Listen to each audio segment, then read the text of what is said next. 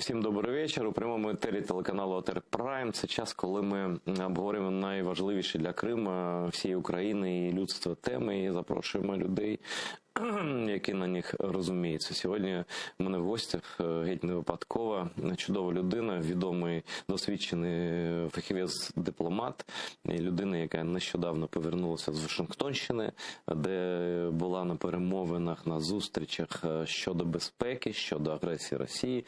Я не буду більше вас в таємницю для вас якусь створювати. Це Олександр Хара. Вітаю. Вітаю, пане. Що хочу сказати. Пам'ятаєш, коли зі Стамбулу повернувся герой радянського фільму «Бриллиантова рука»? І ось тоді та героїня така, вона велика жінка, така, вона підійшла до нього і каже: а ви наступного тижня читайте лекцію, да? Як там лекція? Стамбул, город контрастів, так? А я не прошу оцінювати місто Вашингтон з будь-якого боку, але прошу нашим глядачам, я сам з інтересом великим спостерігав за вашою поїздкою, це була велика поїздка, там парламентарі були, дипломати були, хто був, що робили, з ким спілкувалися, що чули. Мене навіть, якщо щось уточнити, я запитаю, але ти просто можеш про все це розповідати. У нас публіка така, що їм все це цікаво. Дякую. По-перше, в Стамбулі теж був. Чудово, трохи було часу побути в місті, і безумовно, що це, як завжди, просто приємно там знаходитися. І не лише тому, що там є погода краща трохи, ніж в Києві, але і історія, і люди просто... Буде наступна лекція про Стамбул. Так, Стамбул, це, да, історичне місце, і безумовно, що для України, і безумовно, і для кримських татар, і для українських греків, і для українців, і для будь-кого, якої, скажімо так, представника, який живе тут, це важливе місце і важлива країна.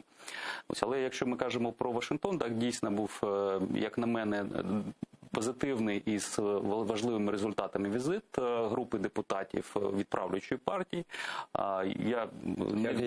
Як ти потрапив? Я не маю відношення до партії і до парламенту, до лінії партії і таке інше. Наш центр надає певні, скажімо так, послуги. Ваш центр який? Центр оборонних стратегій, скажімо так, ми є, по-перше, ми є частиною Кримської платформи і безпекову частину намагаємося, так скажемо, підсилювати.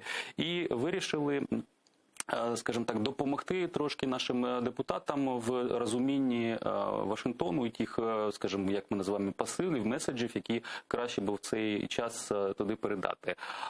Я свого часу, взагалі, моя дипломатична кар'єра почалася у відділі США і Канади 4-го територіального управління Міністерства закордонних справ. І з тих часів, там 20 років тому, я Сполученими Штатами і професійно займаюся, і мені зв'язків ти не втрачав.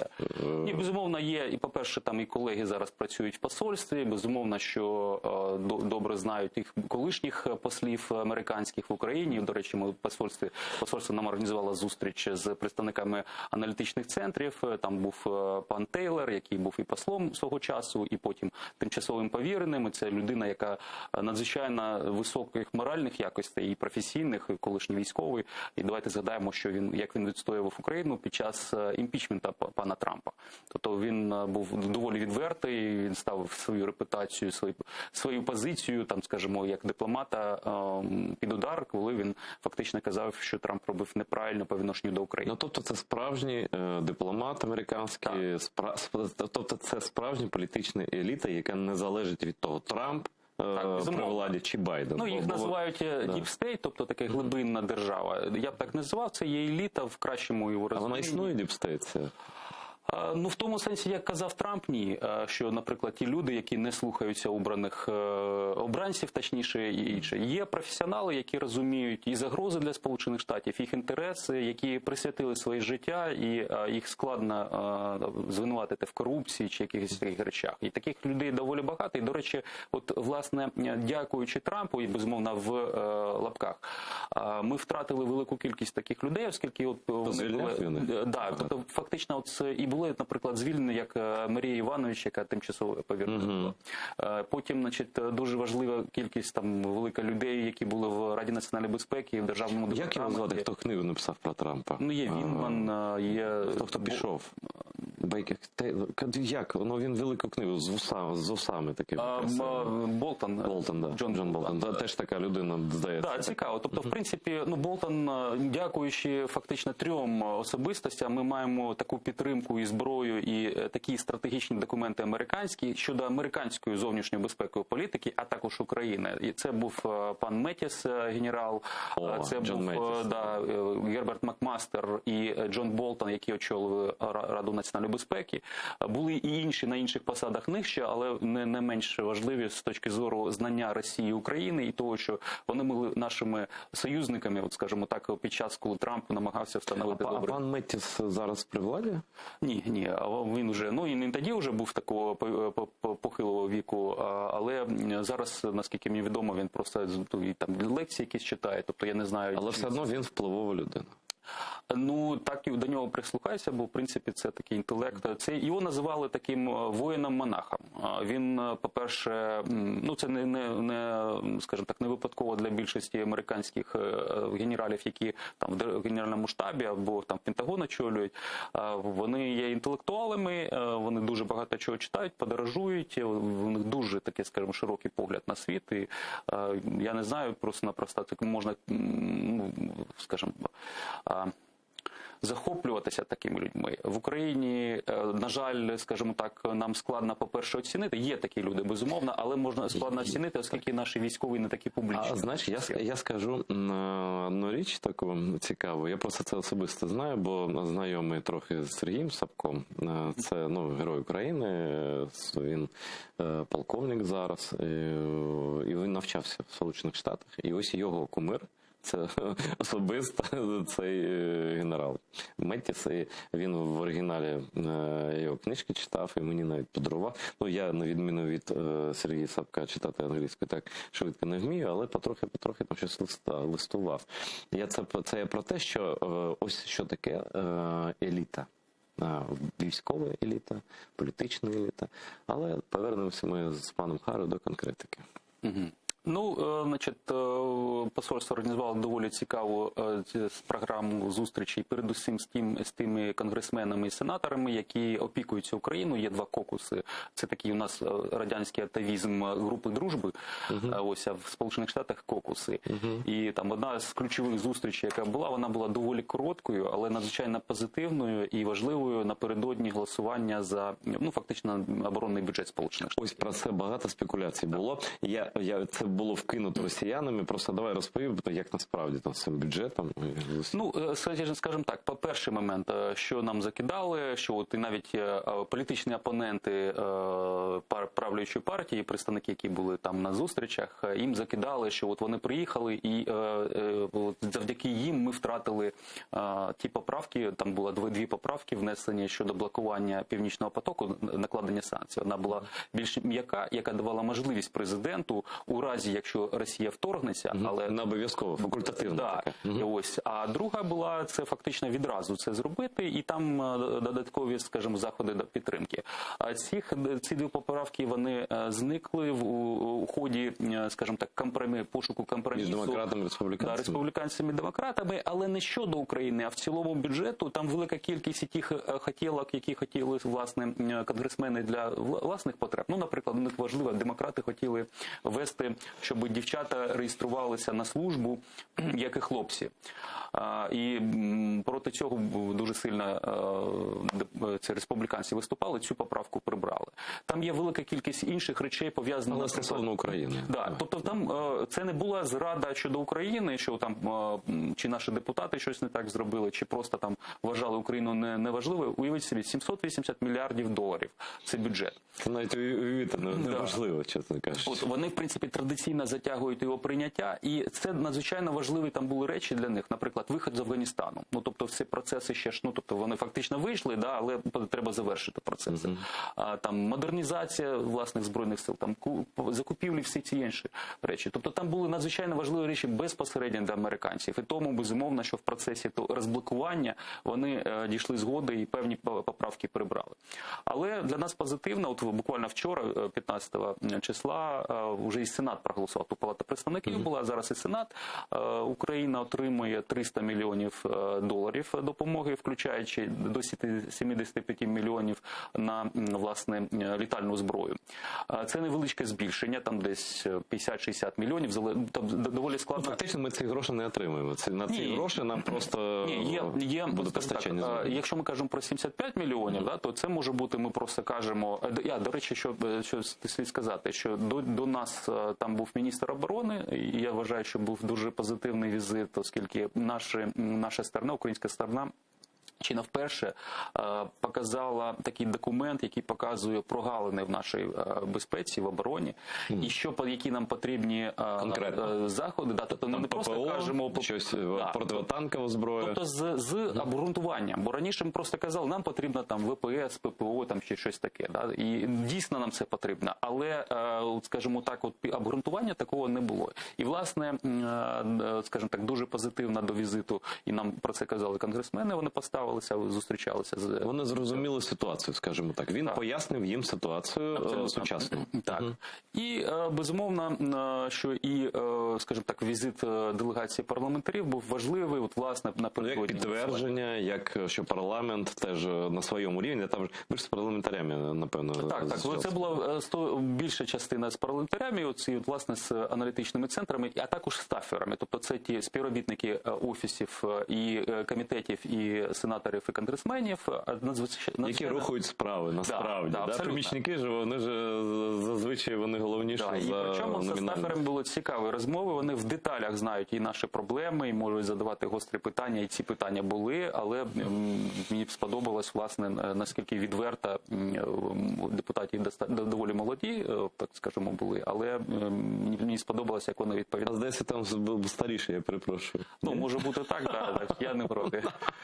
Слухай, я знаєш, просто ти продовжиш зараз запитання, щоб не забути. Ось ми зазвичай кажемо і пишаємося тим, що і минула влада, і нинішня влада кажуть, ми маємо двопартійну підтримку. Але чомусь самі вони їздять до Вашингтона окремо. Ось ми вимагаємо двопартійну підтримку, а я не знаю, такі питання були, а чого ви приїхали, а де з парламенту з інших партій, просто йде, чому ви окремо? Тоді, а вони ж коли приїжджають, я знаю, то обов'язково, якщо приїжджають сенатори, то республіканці-демократи, конгресмени, республіканці-демократи. Не варто нам повчитися цій традиції? Я погоджуюся, але, скажімо так, дві людини, два депутата від інших, тобто демократичної опозиції мали бути, але там з якихось причин в останній момент, тобто я знаю, коли саме процес підготовки був, ми там зустрічалися напередодні, ми брифінгували, розповідали, скажімо так, наше бачення, які мають бути акценти під час цього візиту. До речі, надзвичайно важлива річ, хотіли почути від нас сенатори першою справою, це, власне, яке наше відчуття щодо можливого широкомасштабного вторгнення.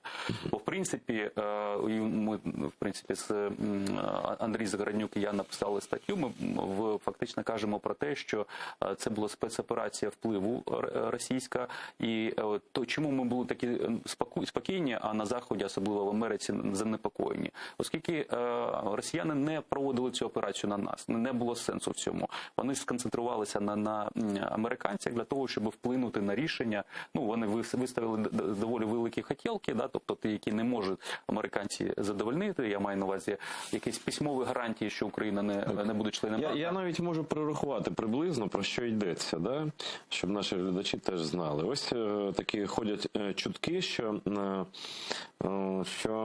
три вимоги основних, ти чи підтвердиш, чи ні. Москва ніби передала Байдену умови, Москва, Путін, її виходу з Донбасу. Я взагалі не вірю, що вона кудись вийде, в принципі, так? Тобто це все омана, на мій особистий погляд. Але продовжую. Перше, це особливий статус Донбасу в Конституції України. Друге, це право вето республік, так званих, на вступ України до НАТО. І третя вимога – відкрити водопостачання у Крим. Ніхто не знає, чи це насправді так, але за почуттями, так? Ну, у них більше вимоги. Вони хочуть, щоб Україну заблокували, власне, наші західні партнери від НАТО. Да, це ми Безумовно, знаємо. вони хочуть... Це вони відкрито кажуть. Я про те, що це Ні, ці вимоги просто відкриті. більш важливо. Да. Ну, власне, коли вони сказали про це НАТО, що вони занепокоєні, що там з Україною щось станеться, якщо її приймуть в НАТО, вони, в принципі, таким чином підтвердили, що ніякого громадянського конфлікту в Україні немає. Ну, ми ж це знали в Україні з самого початку, але вони фактично сказали, що вся ця війна йде про те, що вони начебто бояться НАТО, і тому, якщо Україна не буде, то тоді вони припинять цю війну. Скажи, будь ласка, хвилиночку, так ви просто так сталося, що давай так, ти розповідаєш про свою поїздку, а я уточнюю питання. Тобто заважаю трохи розповідати, але це цікаві речі, да? Може хто не знає. Ось російський суд. Саме гуманний. Класний російський суд. Просто подяка від серця. Я думаю, що Олександр може приєднатися до цього. В одному вироку, ну там щодо якоїсь там корупції, ну в Росії ворують. Це ж така несподіванка, що просто аж суд прифігів із цього і видав таку сентенцію. Ну там вони описують склад в Ростові, до речі, де судять кримських татар, до речі, там так само. Данное продовольствие, ну, через яке там коррупция шла, да, предназначалось для отправки воинской части вооруженных сил РФ, дислоцирующейся на території ДНР і ЛНР, написав у приговорі, у вироку офіційному, публічному суддя Ростовський. Ну, я думаю, не через те, що він там дурень якийсь, а через те, що в Ростові це, ще може в Москві вони там про це не думають постійно, а в Ростові ви ж все бачите. І суддя, він ж не дурень, він ж бачить, він написав, як є, ну а що соромитися. А виявилося, що так, це дійсно допоможе, бо я думки такі чув, що це допоможе, навіть які думки. Це офіційна позиція Міністерства закордонних справ, що добре, дякуємо, це допоможе нам в розмовах про російську агресію. Ну, якщо ми кажемо про позицію американців, в цьому немає потреби. Вони і так знають, і вони абсолютно чітка мова. Це для німців більше. Для німців, я хочу сказати, сьогодні був захід, такий німецький сніданок, і де, в принципі, дуже цікава була така інформація, проаналізувавши транскрипти засідань парламенту німецького з 2014 року, побачили те, що зникли проросійські сепаратисти, чи щось таке. Нарешті. І зараз вони кажуть виключно про агресію Росії. Тобто, в принципі, інше питання, ну і, до речі, дякуючи пану Лаврову і його міністерству, вони оприлюднили листування нормандської четвірки. І я, наприклад, мені дуже було приємно побачити, що ми, напевно, нарікали на Німеччину, на Францію. Підозрювали у чомусь, у зраді. А там фактично, тобто вони кажуть і виходять з того, що Росія є агресором і немає громадянської війни. Бо, в принципі, це ключовий момент. Ми могли видихнути так більш-менш спокійно.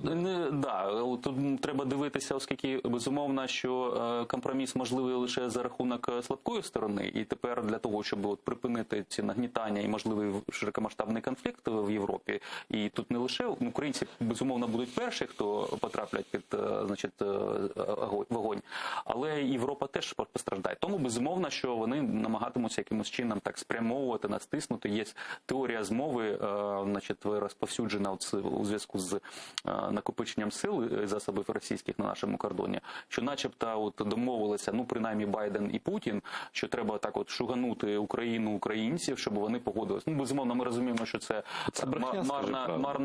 марна справа, тобто ті, хто Україною займаються хоча б з 2014 року і пам'ятають, як, наприклад, попередній президент намагався внести зміни до Конституції, до чого це призвело, і в парламенті розкололася його правляча, скажімо так, фракція, і тим паче, що відбувалося на площі. Я навіть цього не уявляю. Тим більше, що, здається, можна дорікати Зеленському багато що, але останні його висловлення, вони просто заднього ходу не залишають. Хоча, давай так теж я трохи відійду, все ж таки лунає досі теза, що щодо прямих перемовин з Путіним, і Пісков такий пас зловив, який прозвучав у виступі в Верховній Раді президента Зеленського. І Пісков сказав, що це можливо. Думки різні. Ну, наприклад, колишній посол Сполучених Штатів Валерій Чалий написав, що досить вже про це казати. Це просто, це не треба, не потрібно, не гідно, і ми на це не маємо йти. Яка твоя думка? Ну, я би погодився з паном Чалим, але з іншого боку, і попередній президент, і цей президент намагалися не дратувати Росію, маючи певні ілюзії, що, можливо, не називаючи Росію ворогом, там якось так, можна вирішити питання. От, і, власне, тобто... Це мене і тоді дивувало, і зараз дивує. Абсолютно, да. І другий момент, знов-таки, і Порошенко, і Зеленський, от цими відданістю мінським цим домовленостям, а це не угоди, це не правові документи, це політичні документи. Да. Такими відданості вони таким чином намагаються утримати санкційний фронт. Ми ж пам'ятаємо, що пан Порошенко про це постійно казав. Да. І всі, це вішалка, на якої висить і власне, тому, і, скажімо так, я не вірю в двосторонній діалог цих людей з причини того, що Медведєв чітко написав, що це неправильний єврей, да, і там неправильні пчоли дають неправильний мед. І взагалі немає про що казати, і ми будемо... З ним немає про що говорити. Ось.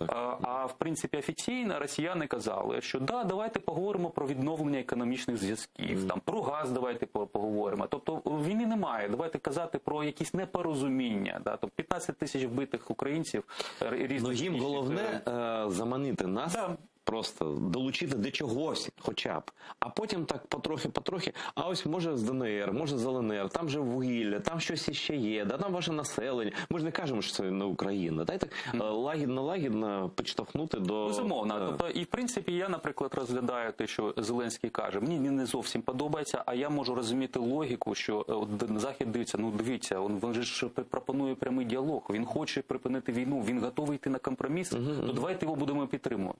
Бо якщо він сказав, ні, я не хочу, давайте розірвемо дипломатичні відносини. Там багато бажаючих відвернутися. Да, вони скажуть, що він не конструктивний. Питання в тому, що в НАТО і в Сполучених Штатах фактично вони застосовують стратегію 3D. Да? Тобто, якщо перевести українською, це оборона, це стримування, це діалог. От, власне, те ж саме німці і французи, вони не хочуть воювати. Вони на діалозі наполягають. Да, до речі, сьогодні дуже важлива річ, спільна прес-конференція була Генсека НАТО і президента України, де, власне, Генсек сказав, що ніхто не може впливати на рішення 30 союзників по НАТО і суверенне рішення України, що вона стане членом НАТО. Тобто це надзвичайно важлива річ, оскільки, власне, Путін же ж вимагає, що якщо не хочете війни, то давайте відмовтеся. Це дуже правильно, це ж наші глядачі теж все бачили, це, але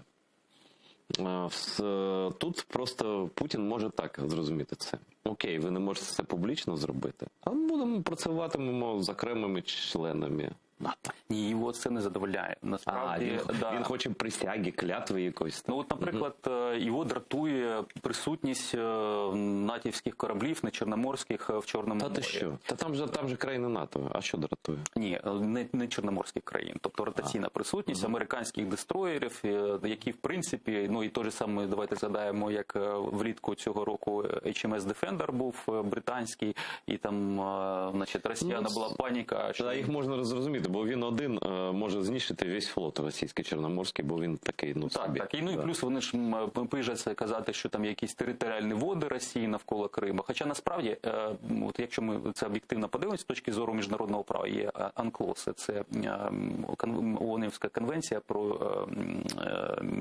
морське право. Вона каже про те, що в територіальні води 12 миль нема різниці, там це російські, українські, китайські, там навколо Криму, нас це не бентежить. Є право, значить, це innocent passage, тобто це мирного проходу.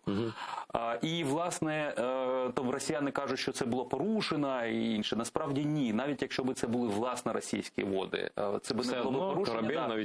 Вони не мали агресивних намірів, вони фактично по маршруту прийшли. До речі, цей маршрут рекомендований ще за радянських часів.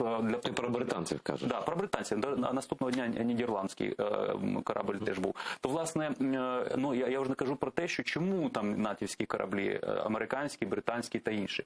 Тому що в 2014 році відбулося щось таке, яке... Тому що баланс було змінено, і ми знаємо ким. Порушення, передусім, міжнародного права, потім другим мілітаризація, яка загрожує не лише чорноморським країнам, а, вибачте, не було б сирійських злочинів, вчинених російськими збройними силами і Вагнером, якого, до речі, теж зараз вчора чи позавчора європейці наклали санкції на цю організацію. До До речі, да, про це я теж чув. Уточнюючи запитання теж. Ось ми бачимо, як над нами з півночі вже нависає ворог. Ну, тобто Білорусь, вона майже не існує вже, так? Ну, зі Сходу все зрозуміло. З півдня це Крим, захопленої військова база. Але ти згадав Сирію і згадав вагнерівців. А чи не здається тобі, що Туреччина, що насправді не тільки Європа під загрозою, якщо з Україною щось станеться, не тільки там європейські країни, ЄС, я маю на увазі, Туреччина під загрозою, бо він не випадково тримає війська, військові бази, морські бази в Сирії, яка теж певним чином захоплена. Тобто Туреччина, в неї з півночі окупований Крим, військова база, зі Сходу війська в Грузії, армії, в Вірменії і Азербайджані вже, тобто 3 групування російських військ, так? І з півдня, будь ласка, війська в Сирії. Тобто, а може він підбирається до Туреччини, в принципі, стратегічно, до проливів, до тиску на Туреччину. Просто зараз першочергова проблема для нього – це Україна, а так це я не виключаю, бо він таке створив таку пастку, як нам, так і туркам. Ні, безумовно. Турки, у них є вимушені такі, скажімо так, вимушені позитивні відносини, і вони періодично, ми пам'ятаємо, як російський літак залетів на територію турецьку, був збитий, і потім турецькі помідори довго не купували в Москві. Але завжди дружня Росія, дружня Туреччина, дружня Росія, дружня Туреччина, як мантра це така. Ні, безумовно, є проблеми в чому? Безумовно, курдське питання найголовніше. Якщо, наприклад, з іракськими курдами турки доволі мирно і добре порозумілися, оскільки вони дозволяють транспортувати нафту і, скажімо так, вони не створюють. Економіка вирішує все. Так, просто на відміну від інших курдів, які є там в Сирії, то, значить, ці іракські курди, вони не збираються створювати якийсь Курдистан, бо це, в принципі, найбільша розділена нація, яка залишилася. Це правда, але іракський Курдистан, він же існує, за фактом просто. Абсолютно. Тобто, в принципі, і, власне, чому, власне, Туреччина почала свою наземну операцію в Сирії, для того, щоб фактично не дати 2 анклавам курдським зійтися. І, безумовно, що це, з точки зору турків, є загрозою їх безпеці. І, безумовно, що фактично там останні десятиліття... А росіяни? Ні, я просто вони завжди курдів підтримували, ще радянські... Ні, а тут зараз інше питання. Тобто, турецькі курди – це одна історія, а, скажімо, сирійські курди – це інша історія, оскільки вони фактично допомагали американцям боротися і з ІГІЛом, і з режимом Асада. І за великим рахунком дуже добре, що, скажімо, Сполучені Штати не полишили своїх союзників на землі, але з іншого боку це був один з моментів, чому так зіпсувалися відносини з Туреччиною. Безумовно, що присутність Ірану і Хезболли на території Сирії, це точно не те, що подобається туркам.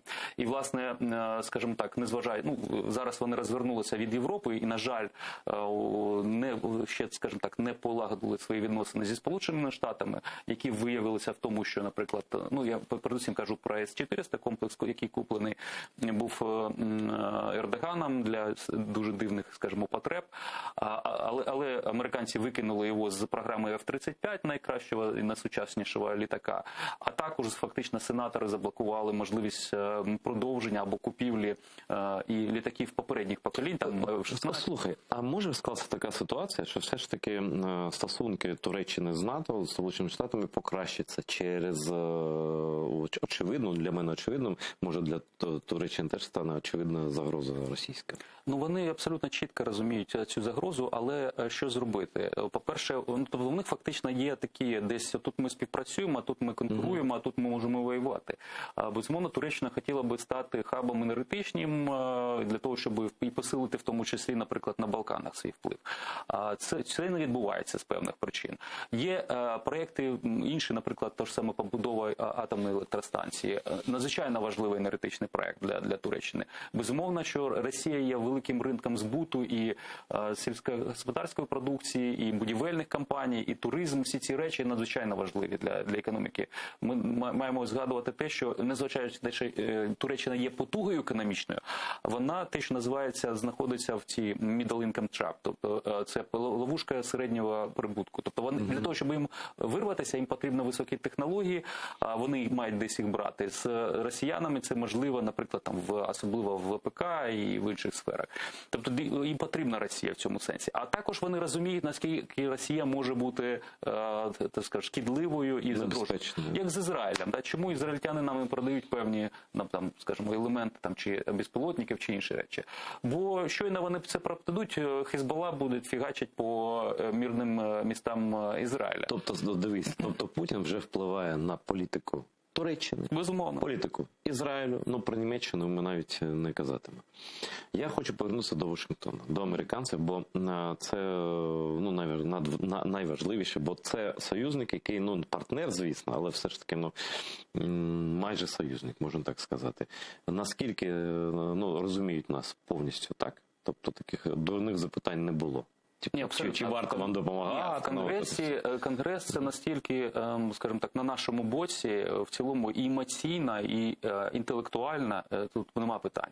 Питання в іншому. У нас, скажімо так, що кого треба було би переконувати, це фактично Рада національної безпеки, точніше очільника цієї структури, який доволі скептично і до нас ставиться з одного боку, а з іншого боку має певні ілюзії, що з росіянами можна мати оці стабільні і передбачені. Саліван, да. Ось, і вони плекають ідею, таку ілюзію, що Росію можна відтягнути від Китаю. Перезагрузки 2.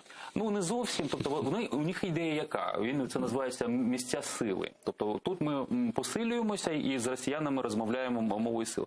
Але також це є вади мислення, таке індоктринація певна у демократів. Вони люблять діалог, це зрозуміло. Друге, вони люблять багатосторонні механізми, тобто там ООН чи інші організації. Третє, вони люблять двосторонні і багатосторонні угоди. Якщо, наприклад... Як Будапештський меморандум? Чудова угода була така. Обамі теж сподобалося. Ось, тобто, в принципі, першою справою, фактично, зовнішньополітичною, якою зайнявся пан Байден, коли був обраний, це було продовження угоди про стратегічне наступальне озброєння. Адміністрація Трампа розуміла і дивилася, наприклад, була угода про ракети середньої і малої дальності, і Росія їх порушувала. І ще Обама розповідав це, але він це робив за зачиненими дверима. Трамп почав казати це відкрито. І сказав, якщо Росія порушує, навіщо нам бути обмеженими цим? Тим паче, що не Росія становить загрозу Сполученим Штатам по цих типу озброєнь, а Китай, який нарощує. А Китай не є частиною цієї угоди. Тому ми виходимо, Росія порушила, ми виходимо. Зараз, до речі, буквально Рябков, заступник Лаврова, він погрожує Європі, передусім, хоча він з американцями розмовляє, що росіяни можуть розмістити, якісь там такі ракети, хоча, в принципі, вони це вже роблять фактично. І оскільки вони побоюються, що американці збираються зробити. Американці цього не збираються, вони постійно кажуть, що ні, в нас в цьому немає сенсу і ми не хочемо цього робити. Бо насправді вони хочуть зосередитися на Китаї.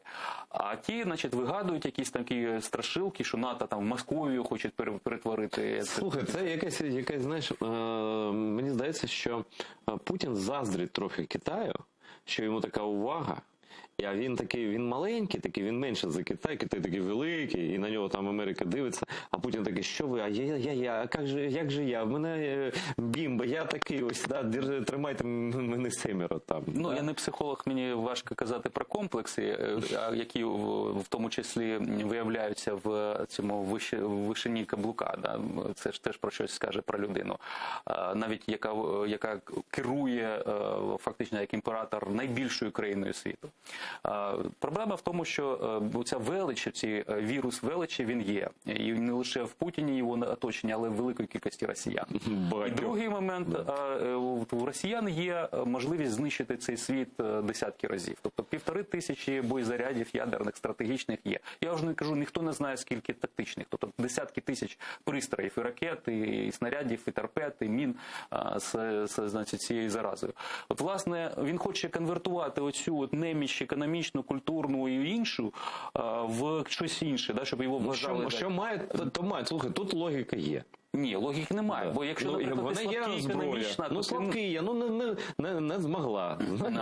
Але зброя є врахуйте мене. Так не працює. Тобто з ним рахуються, намагаються, і, власне, американці і чому погодилися на продовження цієї угоди про стратегічне наступальне озброєння, для того, щоб, власне, унормувати цей... Ну, добре, але ж це до нас не стосується. Чому? Це стосується нас, бо, в принципі, Путін каже, він погрожує. Давайте згадаємо так, що, по-перше, в 2014 році, коли він захоплював Крим, і потім він визнав це, власне, в своєму інтерв'ю, що ракетно-космічні стратегічні сили були приведені в бойову готовність.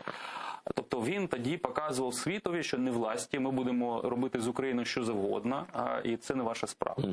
Зараз відбувається те саме. Наприклад, всі ці бомбардувальники радянських часів, які літають навколо і збільшилась кількість навколо кордонів НАТО, це є погрози. Наприклад, коли криза була створена Росією і Білорусією на кордоні з Польщею, передусім, але і з Литвою також, мігрантська, яким чином підтримав Путін? Він послав туди стратегічні бомбардувальники. Тобто тут йдуть мігранти, там... Ось приклад гібридної війни просто такий наявний. В принципі, він шантажує ядерною зброєю. У 2020 році вони прийняли засади доктрини ядерного стримування. І вона написана доволі таки мовою, скажімо так, можна сказати, невизначеною спеціально. Да? Але фактично вони підтвердили публічно, що вони можуть нанести удар по неядерній державі. До речі, Україна ще отримала, мало того, що ми можемо... Наприклад, якщо українські збройні сили, наш президент вирішує, українські збройні сили готові, і ми вирішуємо звільнити тимчасово окупований Крим силою зброї, да, оскільки дипломатія не працює, росіяни не хочуть про повернення Криму казати, то тоді ми вже можемо бути мішенью легітимною з їх точки зору для ядерного удару, оскільки вони не кажуть, що ядерна зброя там є, але буквально з 14-го року, з 15-го, там вже були, значить, спеціальні підрозділи Генерального штабу Російської Федерації, які відповідають за ядерну зброю, є зберігання, використання. І ми знаємо Феодосія-13 і Балаклава, два об'єкти, які вони відновлювали.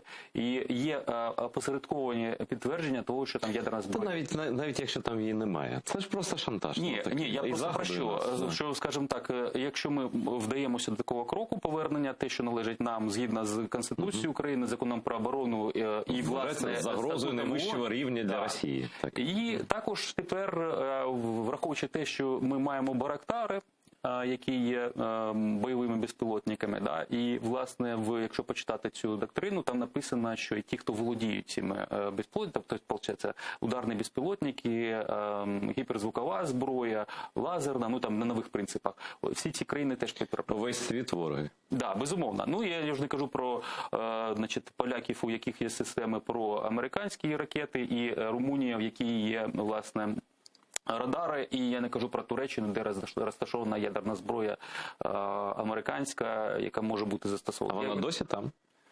Ну, я не чув, щоб це її звідки... з Карибського конфлікту, здається. Да, ну, я не точно не скажу, звідки.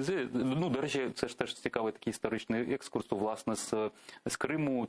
Ті ракети, які вивезли Радянський Союз на Кубу, вони вивозилися з Одеси, вони зберігалися в Криму. Хтось, не пам'ятаю, буквально нещодавно сказав, що нам, дивіться, ну, просто за сценарієм це спроба повторити Карибську кризу, щоб, ну, вирішити. До речі, тоді Радянському Союзу багато що вдалося.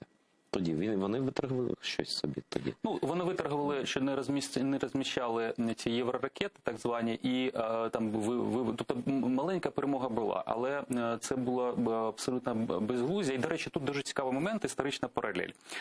Фактично, значить, зустрічається пан Кеннеді вперше з паном Хрущовим. І враження Хрущова, що це слизняк, що можна на нього тиснути.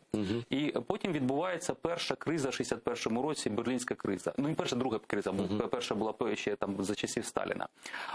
Значить, вона фактично дуже схожа на нашу, чому я це згадав. Бо, в принципі, Хрущов погрожував, що він визнає цей ДНР, ЛНР того часу Німецьку Демократичну Республіку. І тоді це кардинально ускладнило можливість доступу до Берліну, і, власне, тоді, ну, тобто, фактично, якщо б американці нічого б не зробили, вони могли втратити Берлін. власне, те, що зараз відбувається, да, тобто нам погрожують і визнанням того ж самого ДНР, ЛНР, ми бачили цю угоду про економічне, Дуже і схожа паспорти, ситуація. да, і все таке. Дуже. Тобто, до речі, з Німеччиною велика кількість схожих таких речей. Ось. І так, я погоджуюся, Путін дивиться на Байдена як на слабкого лідера, якого можна примусити до певних поступок. Залякати чимось там. Да, і, по-перше, вони сходять з того, що ці хлопчики, які зараз навколо Байдена, в тому числі в РНБ, вони не хотіли ескалації і готові були до діалогу. От, власне, це Путін і... Ну, а як зараз? Ось ти кажеш, пан Саліван, да? Ну, не ястреб, так, ну, м'яко кажучи, так. Але все одно вони його теж дістали вже. Чи там все ж таки лунає таке, може, приховане, що ми домовимося про щось? Ні, вони не можуть домовитися, бо є принципові речі. Для Америки, власне, умовою вступу в Другу світову війну це була Атлантична хартія, яку підписали з британцями, і британці відмовилися фактично від імперії. Тобто вони сказали, що вони дадуть можливість колоніям обрати свій шлях. І з того часу не визнання сфер впливів, це як принцип. Да, вони не змогли нічого зробити з тією ж самою Польщею, ну і, власне, ті, хто стали де залізний занавіс навіс над Європою, бо це просто було неможливо витягнути, або треба було воювати вже з Радянським Союзом, і, власне, американці цього не хотіли. Да. Безумовно, певні були генерали, казали, що це треба зробити, і, напевно, це було логічно з точки зору макіавеліанської такої, да, але цього не зробили. Власне, зараз погодитися, що Росія має сфери впливу, це означатиме, що і Китай, і це зруйнувати Іран, світ. Да, зруйнувати кінцево. світ, абсолютно. Да. І це зруйнувати ці принципи, на яких побудована, власне, і сама Америка. Далі Тайвань, далі будь-що просто. Да, будь-що. Ми навіть не знаємо, що виникне у цьому випадку. Абсолютно. Те ж саме, наприклад, вимога щодо НАТО визнати, що Україну чи Грузію ніколи не приймуть. Це означає 10-ту статтю Вашингтонського договору змінити, а фактично там це відкрита архітектура. Тобто будь-яка країна європейська, яка відповідає критеріям, може податися. Ну тоді, про що ми казати? Теорія змови. Да.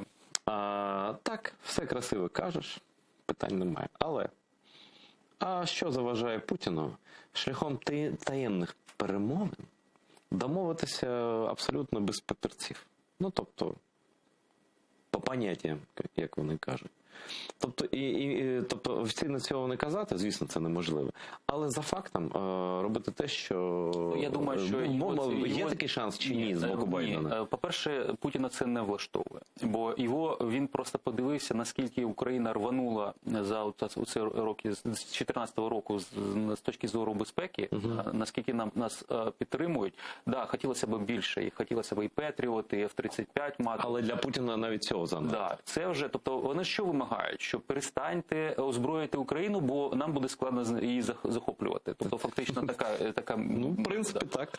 Да. І безумовно, що так, у них є там друзі, і Німеччина, і Франція, які блокують наш вступ в НАТО, вони фактично там з різних причин кажуть, що ми не готові, а в принципі вони за, але і таке інше. Але все змінюється. Наприклад, зараз нинішній уряд це така енігма Німеччини, оскільки там нові ці соціал-демократи. Традиційні вони притримувалися східної політики, тобто з русскими треба дружити. Путін-ферштеєри, так звані. Да, а ось зараз це ті інші, які кажуть, що ні, там порушуються права людини, там немає верховенства права, і є це партія Шрёдера, я зауважу. Да, тобто є велика кількість нових облич, які можуть змінити позицію фундаментально. Плюс зелені, які отримали посаду, перепрошую, зовнішньополітичну головну. І її... Так, абсолютно. Ніби канцлер, ми не знаємо його наміри, може, до речі, Зеленський з ним познайомився, просто побачився вперше. Типу, він може її звільнити, напевно, але тоді буде зруйнована коаліція. Да, а ця чудова пані, вона ж каже, ні, Північний поток йок в таких умовах, ну і так далі. Ну, з іншого боку, от ми бачимо буквально вчора чи позавчора, що 4 країни, Франція, Німеччина, Іспанія, Італія, відмовилися голосувати за пакет можливих санкцій у разі, якщо Росія широкомасштабним вторгненням, значить... Тобто ми будемо поводитися тихо, потім можемо, звісно, ми потім долучимо, а зараз не треба хвилювати Путіна, так? Така логіка? Я думаю, так. Вони, безумовно, хочуть діалогом, вони тримаються за цю ілюзію, це по-перше. По-друге, По-друге, безумовно, що давайте так об'єктивно подивимося, що Росія має проти Німеччини. Вбиває вона там чеченських повстанців на її території. Кібератаки здійснює. Пропаганду, до речі, Russia Today відкрила мовлення на території Німеччини. Вони там дуже раді. Супер. Тобто приклад французів, де Russia Today підтримувала ці жовті жилети, тобто Німеччину нічого не навчити. Це інша справа. Тобто кожен на свої граблі має наступати самотужки. Так ось, але, в принципі, Росія не хоче завойовувати Німеччину. Росія, навпаки, хоче з ними торгувати, купувати їх мерседеси, продавати цей процес завоювання теж певним чином. Ми знаємо, що фактично для Росії нічого немає, все є зброя, і інформація, і нафта, і Толстой, і все інше. Але вони просто бачать, у них є русофіли, їм здається, що вони можуть лише таким чином забезпечити безпеку європейського континенту, якщо буде там від Владивостока до Лісабона, чи куди вони там доходять. Що буде від Владивостока до Лісабона? Це ж були ідеї такі безпеки, що без Росії не можна, це розділена Європа. Насправді ми розуміємо, що з Росією неможливо. Просто сльози. Ось, але у кожного і досі так, це 21 рік, господи. Абсолютно нормально. Ми ж чули там заяви, я не кажу про Шрёдера, що Росія ніколи не використовувала зброю в якості зброї газ. Ніколи, геть ніколи. Да. Але я не знаю, якщо б у мене була така зарплата, може я теж би так скажи, брехав. Німці, я розумію, що це не американці. Вони все ж таки тверезі трохи. Я думаю, потрошки так, але власне вони бачать, це є, це, до речі, є такий підхід, і тест такий, ми починаємо з діалогу, чи ми починаємо з конфлікту, ми починаємо показувати свої м'язи, а потім доходимо до чогось. Європа, на жаль, вона в цьому сенсі, вона в цьому коконі знаходиться, вони вирішили свої ключові проблеми безпеки після Другої світової війни. Вони вважають так. Ні, вони вирішили. Тобто питання, що зовнішній кордон, в чому класна ЄС? Як ідея, як така. По-перше, єдиний зовнішній кордон. Зовнішній кордон, тоді важливість кордонів всередині, вона відпадає. Звільняються сили, средства. І безумовно, плюс там це загальна політика, яка дозволяє національні меншини чи релігійні підтримувати. Тобто все єдине правове поле. І тоді немає цих проблем. І тому, скажімо, слабкістю це стало, оскільки зовнішні ці загрози вони сприймають інакше. Мігрантів вони сприймають як загрозу. Тут розуміють. Бо вони ж приходять там... молодець Путін нагадав, що він загроза. Молодець. Не настільки добре він нагадав, що в принципі... Я йому пропонував би в Гамбурзі десь висадити десант беженців так званих. Це було б непогано. В принципі, це ж і було. Власне, чому втратила велику кількість підтримки пересічних німців пані Меркель. Це 15-16 рік, там до мільйона з чимось було біженців з Сирії, дякуючи російським як вони називаються, военно-космічним військам, які фігачили там по шпиталях, по кварталах. Це ж вони цю хвилю додаткову ще, вона була і до них, вони там активно, тобто все зрозуміло. В нас з тобою 3 хвилини, і в мене 2 запитання. Чи я правильно розумію, що через відсутність повного консенсусу попереджувальних санкцій не буде? Ні, не буде точно. Не буде. Тобто статус-кво зберігається. І для нас, скажімо так, це не ідеальна ситуація, але і те, що, до речі, наприклад, з американцями. 300 мільйонів, наче невеличка сума, але це добре, що вона є, і вона є як принцип, бо якщо... І збереження надання нам літальної зброї. І можливість надання її більше, бо там є механізми розширення. Навіть президент може дати там до 100 мільйонів ще докинути, у разі необхідності. Для мене найголовніше, що ми маємо працювати, і це дуже добре, що українські депутати і військові туди їдуть, для того, щоб показувати, що ця загроза екзистенційна для нас, що Путін не змінює свої ціни. Тому єдиний можливий шлях припинити війну або, скажімо, не дати їй розвитися, це посилення нас. Тобто ми воювати будемо в будь-якому сенсі. Це доніс, до речі, Зеленський сьогодні прямим текстом просто. Він сказав, ми все одно будемо воювати.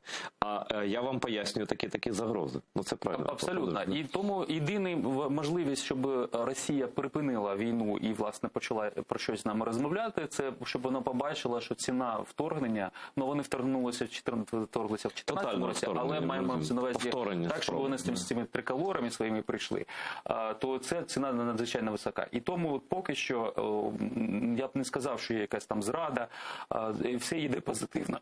І безумовно, що ми маємо працювати, щоб збільшували нам допомогу передусім, безумовно, американці, а за ними будуть слідувати і інші. І зараз я таке, може, не дуже зручне запитання поставлю тобі як дипломату. Але ти ж не на посаді зараз, можемо припускати щось. Ну, якщо насправді буде широкомасштабне вторгнення, твій прогноз, як будуть вести себе Сполучені Штати щодо підтримки, зброї, і що вчинить Європа? Ну, якщо ми кажемо про Сполучені Штати, реакція буде доволі жорсткою. По-перше, буде надана допомога вже там йдеться там про Стінгер і інші. Додаткова, крім цих 300 мільйонів. Абсолютно, це перше. Зараз, от, наприклад, чому відбулася ця відеоконференція і планується там десь січень-лютий саміт Байдена і Путіна. Піврічний цей термін, який Байден відпустив для Путіна, щоб вони він закінчився в листопаді. Ну, приблизно, він казав, півроку, рік, він казав, да? То, власне, зараз підбиття підсумків. І подивиться, чи ситуація погіршилась, чи в Москві зрозуміли, що є червоні лінії в Вашингтоні, і вони проходять, власне, по українському східному кордону, да? А не західному, як Росія хоче.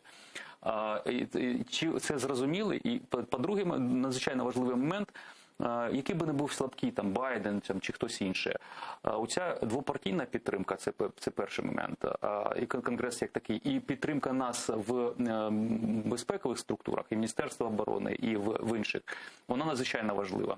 І зменшити її, це вже питання буде кризи. Україна була внутрішньополітичним чинником в Сполучених Штатах, ми стали причиною імпічменту для пана Трампа. І, власне, це знов-таки може бути вибуховою річчю, тому нас не підтримати з внутрішньополітичних міркувань не може. Собі дорожче. Да, і нижче підтримувати, аніж до того, до сьогоднішнього дня, не може. Питання в іншому, чи може збільшити її настільки, наскільки, скажімо так, це нам потрібно для того, щоб відвадити Росію. А можна Європа інше питання. Ну, Європа, да, ми розуміємо. Є ті, хто нас будуть підтримувати, і брити, і ви ж... Балти, поляки. Ми ж абсолютно пам'ятаємо таку, це була така новина, що брити готові там прислати нам сасівців і інших. Але не готові насправді зараз. Ні, для британців Чорне море і Україна – це є один з топ-пріоритетів безпекових. І, власне, тому у нас доволі непогано розвивається співробітництво. Вони допомагають нам підсилювати наші військово-морські сили. І знов-таки, буквально цього місяця ми отримали ще 2 айленда від американців. Так що нас здавати точно не будуть, якщо ми будемо показувати... Тобто ознак здачі, Ні. ознак зради не існує. На твій професійний, багаторічний погляд. Ні. І підтримка з боку Сполучених Штатів найвища зараз. За всі ці роки. Якщо ми кажемо в тому, що вони надають, подивимося, що вони дадуть політична, військова. Політична однозначна, риторика дуже суперова, да. Будемо дивитися на вчинки і будемо дивитися на, власне, для мене найслабкіше місце – це можливість збільшення на нас тиску, щоб ми йшли на якісь компроміси з росіянами. А з того листування, яке оприлюднила Росія дипломатичного, видно, що вони не на міліметр не готові. Навіть німці, навіть французи. Да. Що казати про надіємося, що американці так само. Дякую дуже, Олександр, що прийшов. Перепрошую в наших редакторів, ми трохи перебрали часу, але я надіюся, що ця розмова була цікава. А вам, нашим глядачам, я вкотре повторюю, що, звісно, російська рейх буде знищена в будь-який спосіб і будь-який термін, але якщо це відбудеться за вашою підтримкою, ви матимете що сказати дітям і онукам своїм. Підписуйтесь на нас на Патреоні, не будьте осторонь.